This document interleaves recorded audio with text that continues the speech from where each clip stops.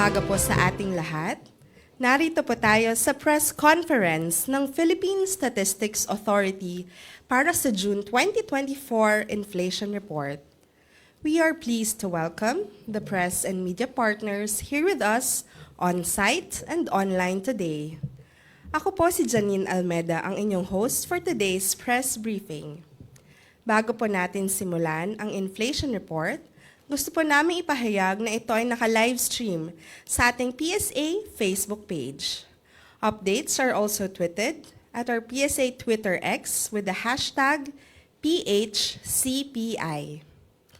Ikinagagalak ko pong ipakilala si PSA Undersecretary Dennis Mapa, National Statistician and Civil Registrar General, na siyang mag-uulat tungkol sa paggalaw ng presyo ng ating mga bilihin sa Pilipinas itong nakalipas na June 2024. Ating pakinggan ang report ni Yusek Dennis Mapa. Magandang umaga sa inyong lahat. Ang Philippine Statistics Authority mag-uulat ng antas ng inflation sa bansa para sa Hunyo 2024. Ang headline inflation o ang pagtaas ng presyo ng mga produkto at serbisyo sa bansa ay bumagal sa antas na 3.7% nitong Hunyo 2024. Noong Mayo 2024, inflation ay naitala sa antas na 3.9% at 5.4% naman noong Hunyo 2023. Ang average inflation mula Enero hanggang Hunyo 2024 ay nasa antas na 3.5%. Ang pangunahing dahilan ng mas mababang antas ng inflation nitong Hunyo kaysa noong Mayo 2024 ay ang mas mabagal na pagtaas ng presyo ng housing, water, electricity, gas, and other fuels na may antas na 0.1%. Ito ay may 65.8% share sa pagbaba ng pangkalatang inflation sa bansa. Ang pangunahing nag-ambag sa pagbaba ng inflation ng housing, water, electricity, gas, and other fuels ay ang mas mabilis na pagbagsak ng presyo ng kuryente na may negative 13.6% inflation. Ang pangalawang dahilan ng mas mababang antas ng inflation nitong Hunyo kaysa noong Mayo 2024 ay ang mas mabagal na pagtaas ng presyo ng transport. Ito ay nagtala ng 3.1% inflation at 13.9% share sa pagbaba ng pangkahalatang inflation sa bansa.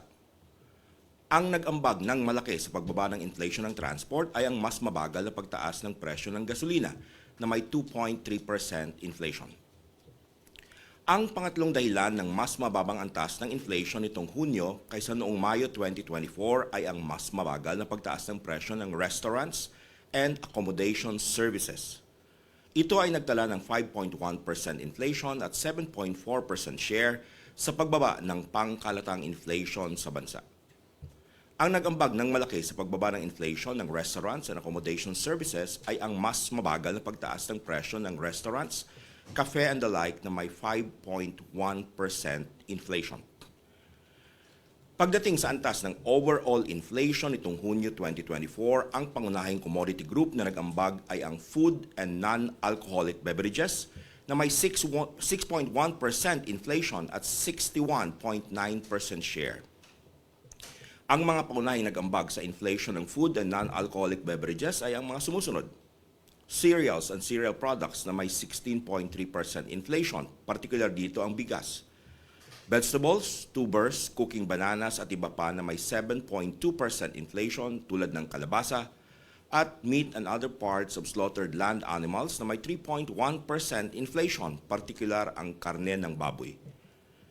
Ang pangalawang commodity group na may pinakamalaking ambag sa pangkalatang inflation nitong Hunyo ay ang restaurants and accommodation services na may 5.1% inflation at 13.2% share.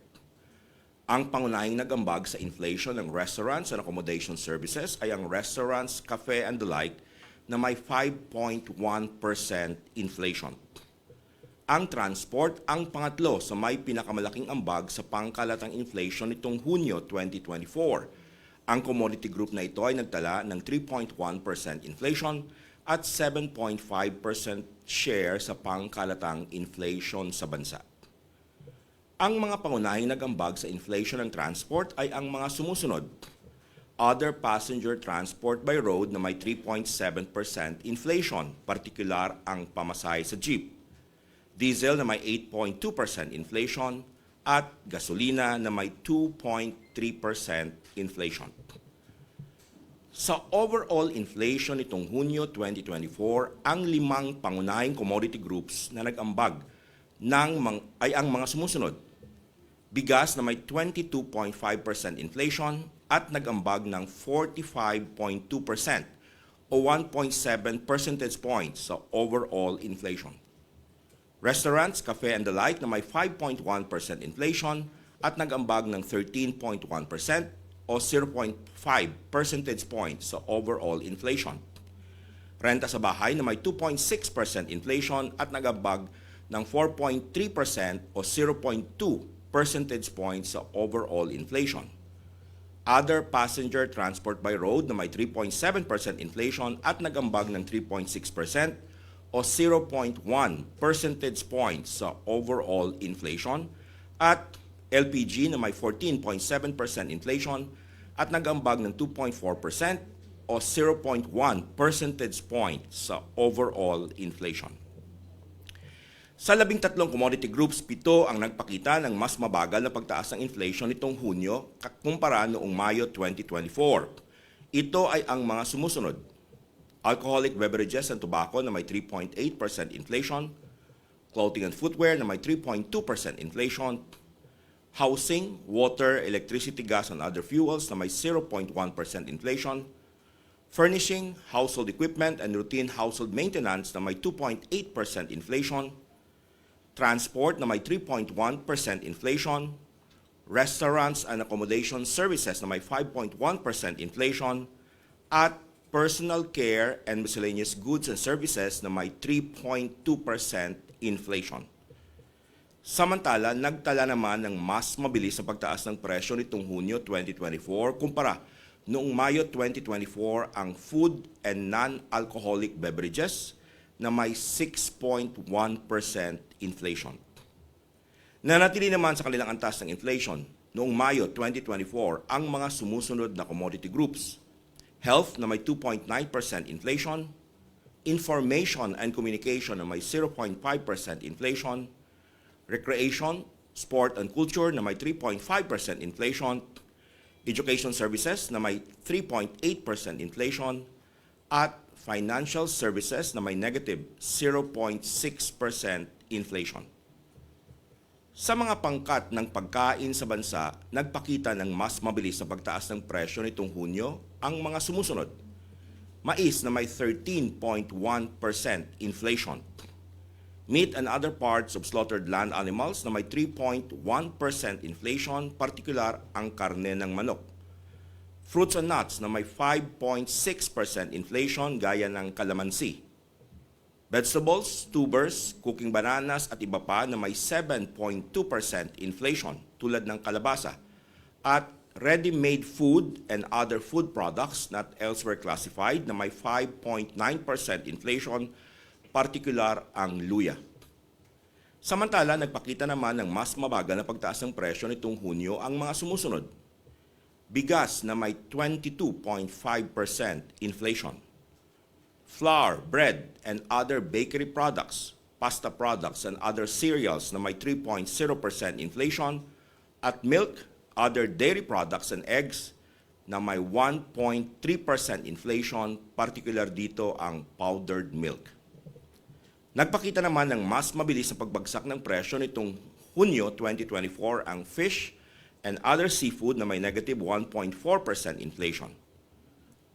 Nagtala rin ang pagbagsak ng presyo nitong Hunyo 2024 ang oils and fats na may negative 3.0% inflation tulad ng mantika, at sugar, confectionery and desserts na may negative 3.0% inflation, particular dito ang asukal na pula. Ang core inflation kung saan inaalis ang mga piling food and energy commodities na magalaw ang presyo ay nananatili sa antas na 3.1%.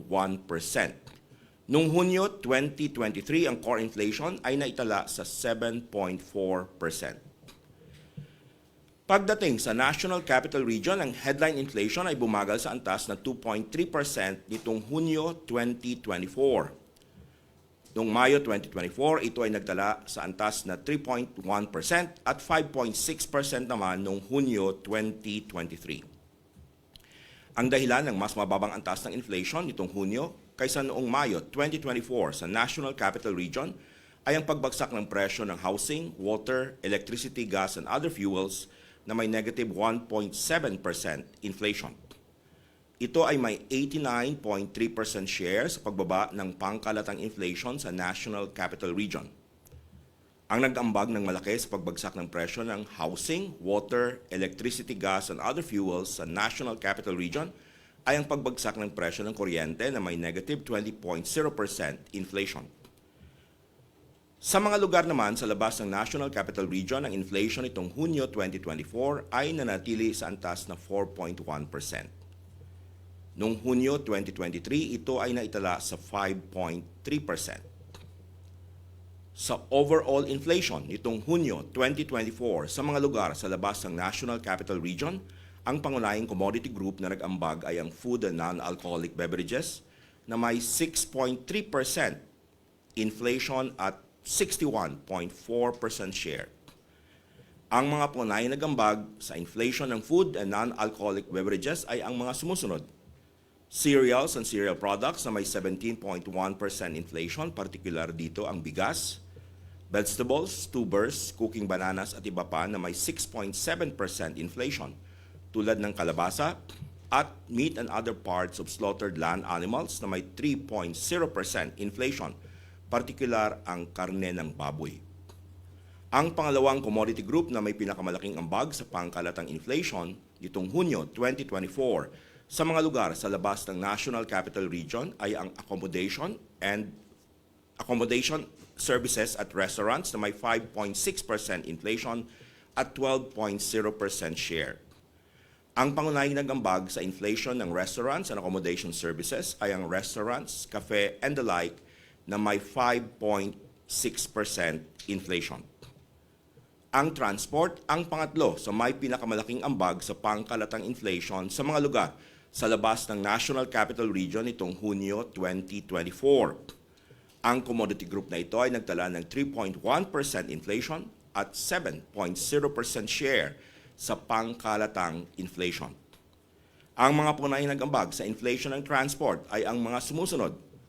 Other passenger transport by road na may 3.7% inflation, particular dito ang pamasahe sa jeep. Diesel na may 7.8% inflation at gasolina na may 2.3% inflation. Ang pinakamataas na inflation sa mga riyon sa labas ng National Capital Region itong Hunyo 2024 ay naitala sa Bangsamoro Autonomous Region in Muslim Mindanao na may 5.3% inflation mula sa 5.9% inflation noong Mayo 2024.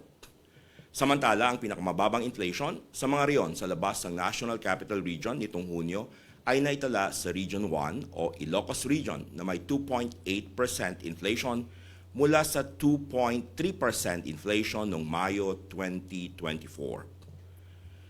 Kung ihambing sa inflation na naitala sa mga riyon sa labas ng National Capital Region noong Mayo 2024, siyam na riyon ang nagtala ng mas mataas na inflation rates nitong Hunyo 2024. Ito ang mga riyon na may kulay asul. Samantala, 6 na riyon naman ang nagdala ng mas mababang inflation nitong Hunyo kumpara noong Mayo 2024. Ito ang mga riyon na may kulay berde. Nanatili naman sa kanilang antas ng inflation noong Mayo 2024 ang Region 3 o Central Luzon. Ang inflation para sa bottom 30% income households nitong Hunyo 2024 ay bumilis sa antas na 5.5%. Noong Mayo 2024, ang inflation ay naitala sa 5.3% at 6.1% naman noong Hunyo 2023. Ang average inflation para sa bottom 30% income households mula Enero hanggang Hunyo 2024 ay naitala sa antas na 4.8%.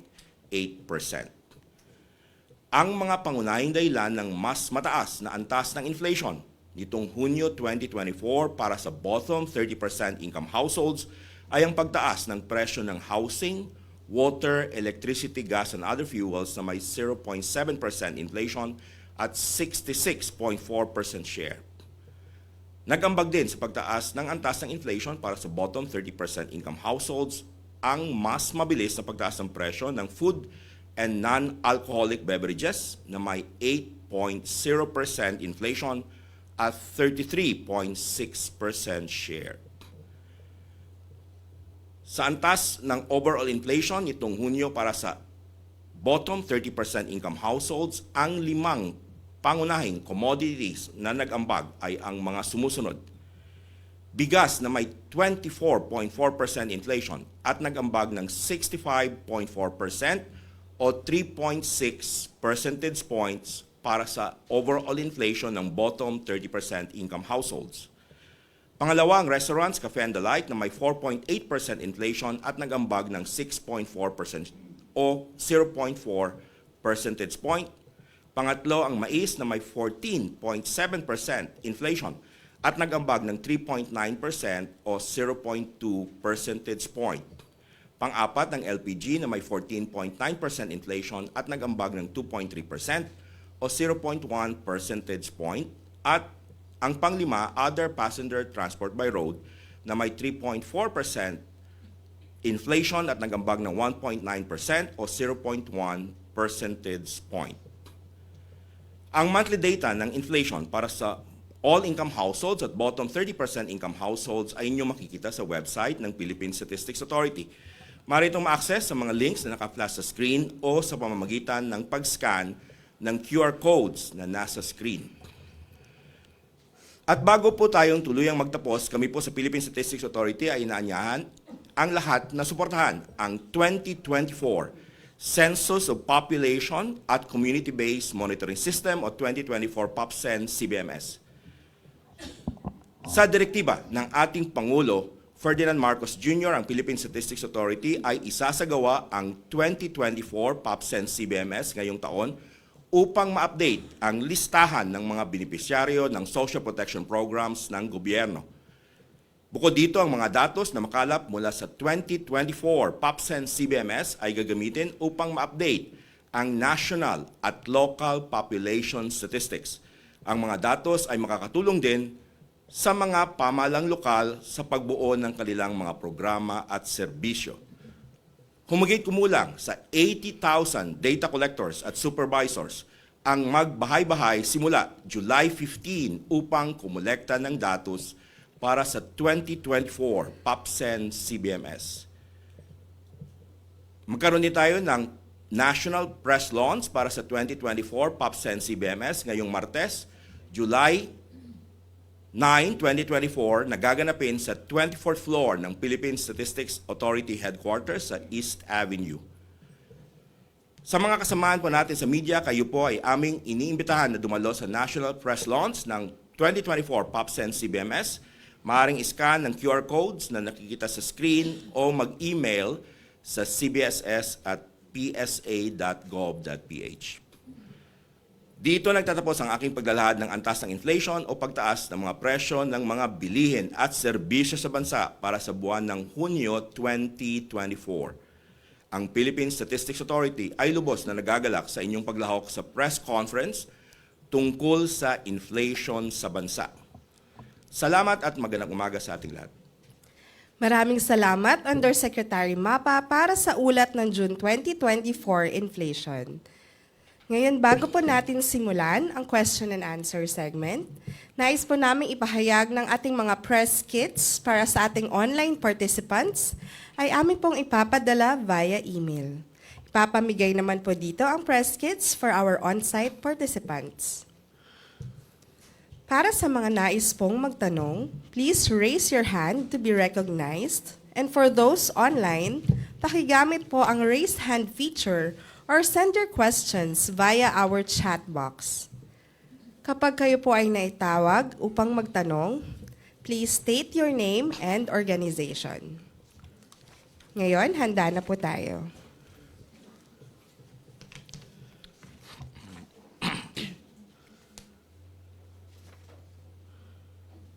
Yes, Ms. Kai? Hi Hi, sir. Good morning po. Morning. Sir, pa-explain lang po regarding the food prices kasi increase. Ano yung reasons na primary reasons for the increase? Also, dun sa rice prices, baka pwedeng makakuha rin ng breakdown in terms of the classes that you're monitoring. Thank you. Okay, thank you very much, Kai. Yes, you're right. Despite na bumaba yung ating overall inflation, na nasabi ko kanina na tumaas actually yung food and non-alcoholic beverages inflation. Alam naman natin, ito yung may pinakamalaking weight no doon sa CPI basket natin. Ito ay tumaas 6.1% nitong Hunyo 2024 mula sa 5.8% noong Mayo 2024. Ang mga nagtaasan dito ay una yung mais. Ito ay nasa 13.1% mula sa 6.5%. Isa ay yung meat and other parts of slaughtered land animals. Substantial din kasi yung weight nito, 6.4% doon sa basket natin.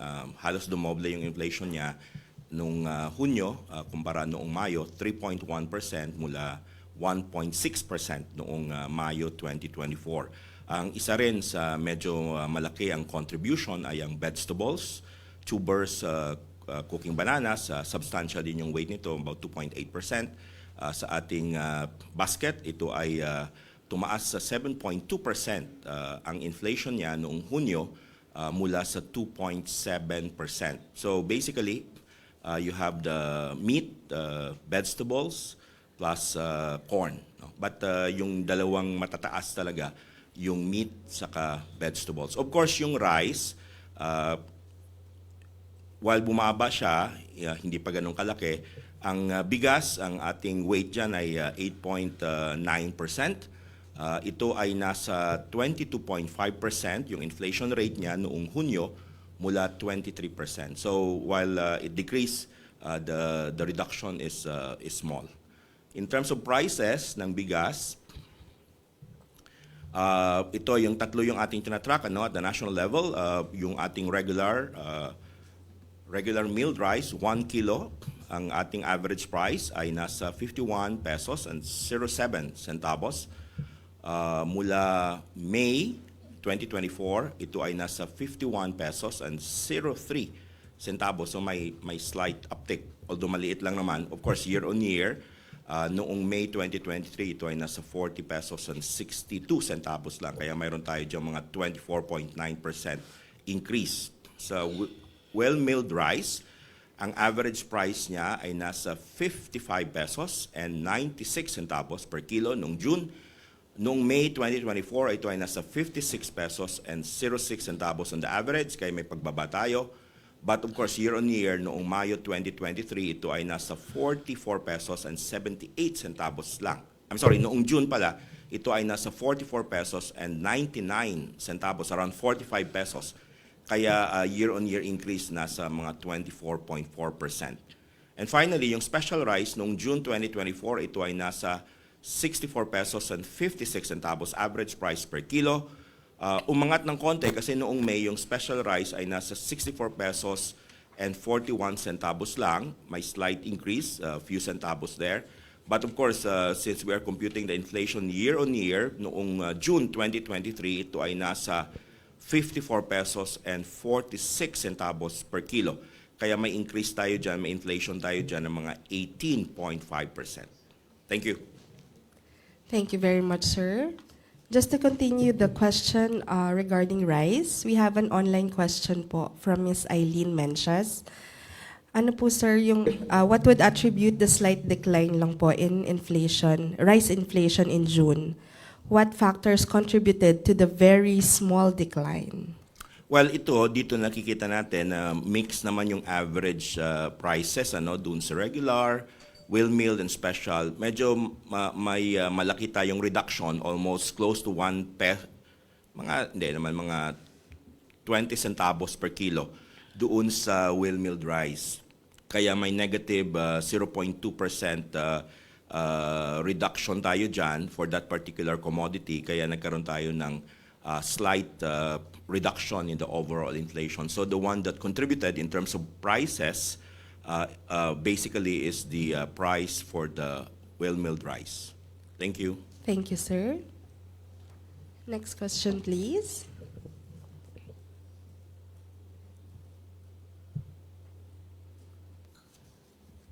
Okay. From our online, we'll proceed first to our online. We have from Ms. Eileen Menches. Instead of charging electricity consumers the entire increase, the ERC ordered Meralco to charge them in 3 installments. Doesn't this skew the numbers? What would electricity inflation had been if the increase in generation charge was billed in full? Hindi pa kami nag-compute ng ating parang counterfactual kung ano mangyayari. But of course, what we are computing is the actual inflation rate. Of course, tama ka kasi yung nag-contribute ng substantial doon sa pagbaba ng overall inflation sa month of June ay yung reduction sa price ng electricity. Sabi ko kanina, ito ay ang overall inflation for electricity nationwide is negative 13.6 compared noong May na negative 8.5%. So may pagbaba siya at kung nakita nyo kanina, ang malaking drop sa inflation rate ay nasa National Capital Region.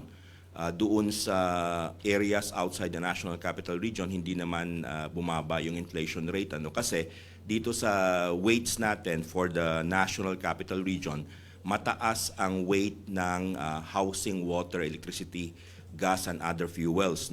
So in fact, dito sa NCR, very high, about 5 electricity, about close to 20% ng housing, water, electricity, gas, and other fuels ay electricity. So dahil negative yung inflation at medyo substantial, kaya nagkaroon tayo ng reduction sa inflation rate for the NCR. Of course, yung challenge naman dyan sa July, magkakaroon ng first adjustment of, I think, series of adjustment. So of course, magkakaroon naman tayo ng computation uli kung ano yung impact niya. Ang second na nag-contribute sa overall inflation reduction ay of course yung transport dahil mababa yung presyo ng gasolina in particular, and then of course if you recall noong Tuesday ay mayroong pag-akyat naman sa presyo ng diesel, gasoline. So ito tinatrack ito ng mga data collectors natin sa Philippine Statistics Authority, and of course we will be including this in the computation for the July inflation rate. Thank you very much. Thank you, sir. We have a question here in front from Sir Cliff of Bloomberg. Sir, good morning. Morning. With regard to the wage hike in Metro Manila, which I think will take effect July 17, Yeah, middle of this July. month, yeah. So how will that affect inflation at least in the coming Well, months? sa ngayon, dahil hindi pa siya effective, wala pa, Pero nakikita naman natin na before, and in fact, we've been reporting it, may mga epekto ito sa presyo sa ibang mga services. Yung kailangan lang pag-aralan kung ano yung kanyang lag effect. But nakita namin in the past na may mga increases sa hindi naman sa overall, but sa mga selected commodity groups. In particular, ang nakikita natin dito yung commodity group na personal care and miscellaneous goods and services. Let's say mga beauty parlor, mga barber shops.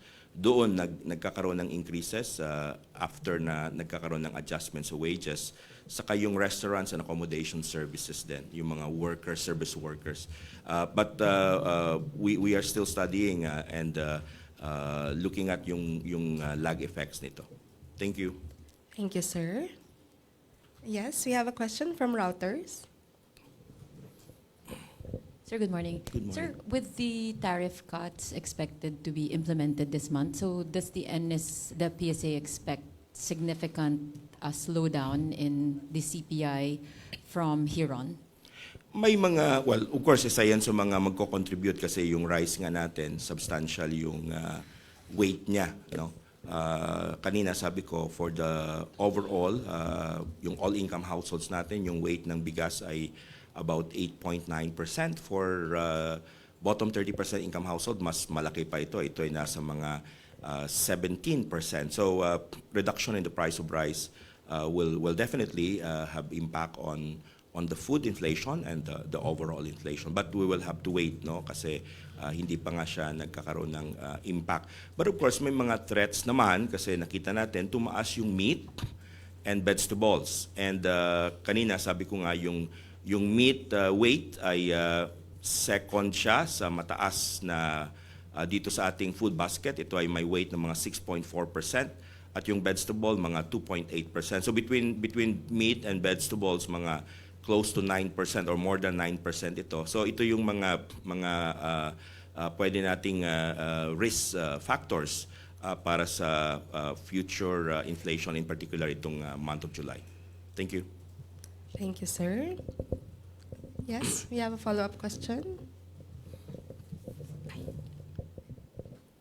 And it's just a follow-up because if you look at the month-on-month inflation on rice, it's 0.1%. So with the implementation of EO 62 this month and onwards, I was wondering on if you're able to compute already, what would likely be the... Hindi pa kami nakakapag-calculate kasi tinitingnan namin yung, of course maraming mga factors, ano, isa yung ating exchange rate, isa yan sa mga factors. So we are looking at that, and based on our data from the trade, which will be released Wednesday, so makikita nyo yung, kasi yung ating nagre-report kami ng world price ng mayroon tayo diyang price ng rice, ano, sa world market, the average of Thailand and Vietnam at parang may mga paggalaw din. So we are incorporating all of this information. But definitely the reduction in the tariff, all things being the same, we would expect that there will be reduction in the price of rice. Thank you. Sir, on another matter, if you look at overall inflation, it declined to 3.7, but the inflation for the bottom 30% household ticked up to 5.5. Is it primarily driven by food, tama ba? Yes. Other than rice? It's food. Kasi sa ano natin, sa bottom 30%, yung weight ng food and non-alcoholic beverages, yung food na lang, ano, tanggalin na natin yung non-alcoholic beverages, ito ay 51.38%, halos kalahati sa ating basket para dun sa bottom 30% income household. At yun nga, malaki ang weight ng bigas, 17.9%, halos doble doon sa kumpara doon sa overall yung all-income household natin. And nakikita natin na while bumagal ang inflation ng bigas, hindi talaga substantial. Yung for the bottom 30% income household, ito ay 24.4% nung June versus 25.1% nung July. So very small yung kanyang adjustment. Doon naman sa iba pang mga items, kanina sabi ko nga, yung meat and other parts of slaughtered land animals, tumaas siya for the bottom 30% income household to 3.0% from 1.8%. So mataas naman at 6.1% yung weight niya. At ang isa pang substantial na tumaas din ay yung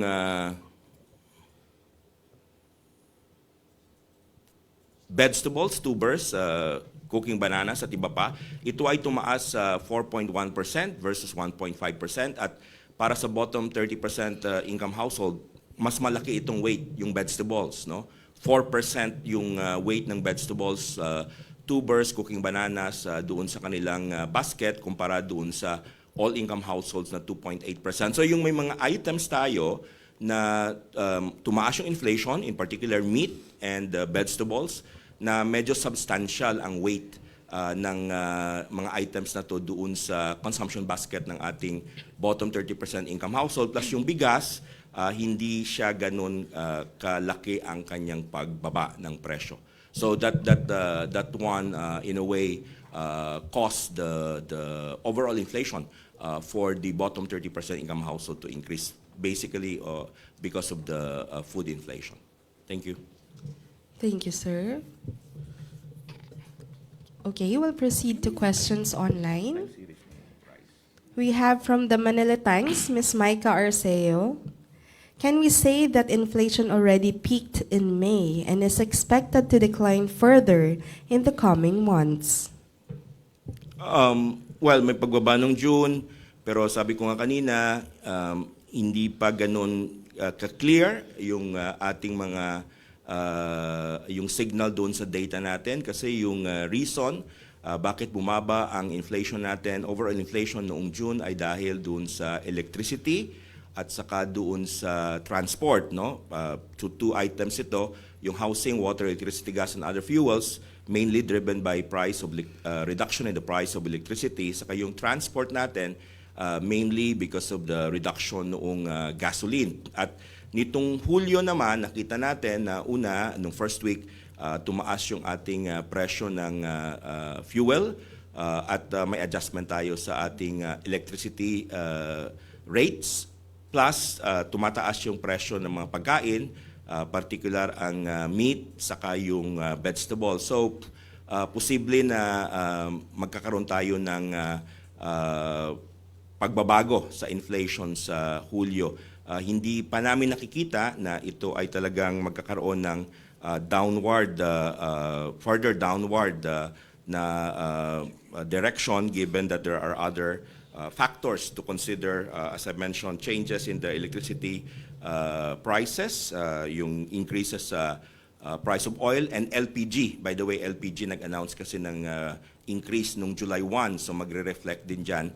Ang LPG natin ay medyo malaki rin yung kanyang weight doon sa basket. Ito ay nasa about 1.3% ng CPI basket. So these are factors that we are looking at and closely monitoring for the July inflation computation. Thank you very much. Thank you, sir. Okay, we have a following question in our online chat from Ms. Eileen Menchas. Rice prices jumped in July, August last year that prompted the president to impose price ceilings. Can we foresee a drop in rice inflation in the coming months because of the high base last year?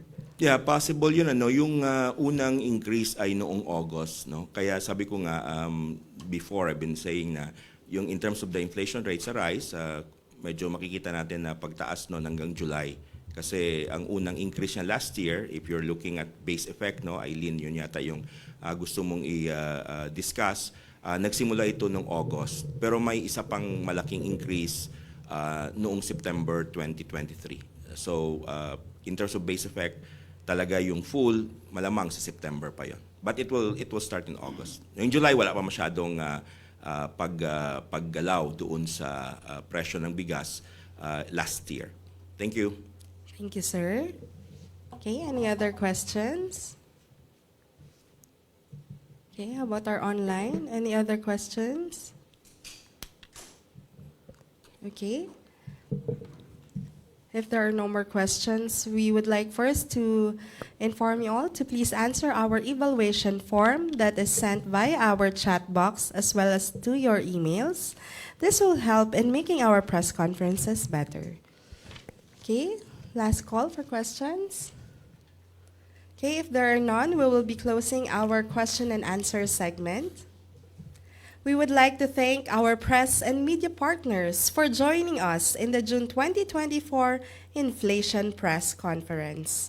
Sana'y patuloy niyo po kaming suportahan. You may visit our webpage at www.psa.gov.ph for more updates. Once again, I am Janine Almeda ng Philippine Statistics Authority. Maraming salamat at magandang umaga po sa ating lahat.